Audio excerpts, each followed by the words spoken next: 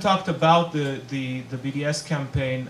This is the campaign for boycotts, divestment, and sanctions, which I would kind of see it as probably the next inevitable step in what international audiences can do in order to end the occupation. The call for boycott, divestment, and sanctions is probably the most widely supported in Palestinian society. There is, a very wide array of Palestinian NGOs who are calling for a boycott, various social movements, unions, educational groups, etc.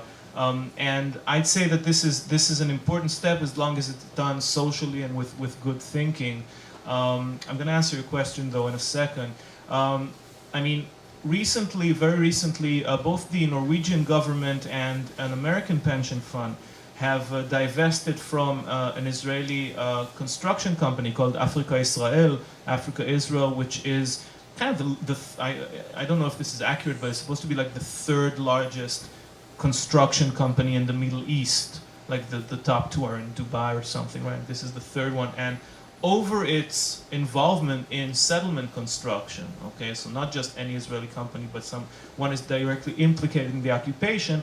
And then there was an article in The Marker, which is like, I don't know, something like the New York Times business supplement would be the parallel. So the kind of the voice of bourgeois liberalism saying, this is bad news because if you look at Israeli companies, there is almost none of the large corporations in Israel which isn't somehow, and often in very major ways, implicated in the occupation.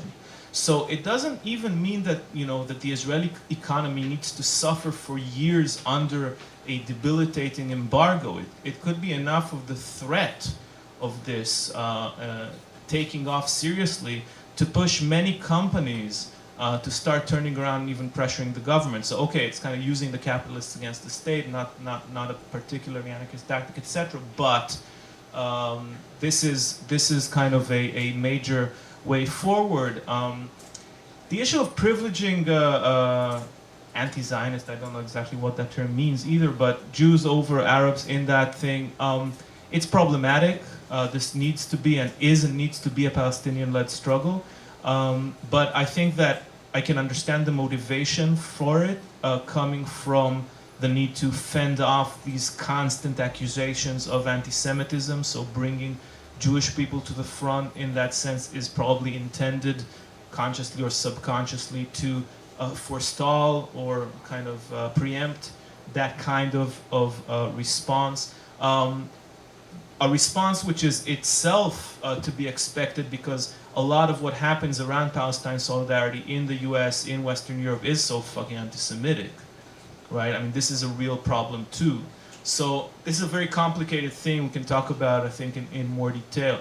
I just want to say another thing about the boycott. Like, a lot of times people will say, no, you shouldn't boycott. It's like a blanket measure. It doesn't, it's an illegitimate tactic. Well, if you are going to reject the military tactics of ending the occupation, okay, and you can't also reject the major non-violent tactic to end the occupation. Okay, you can say you're pro-occupation. That's at least a consistent position. But you can't be against the occupation and reject both military and non-violent tactics to end it. So this is kind of one main thing that needs to be said in this context. So that's a word about that.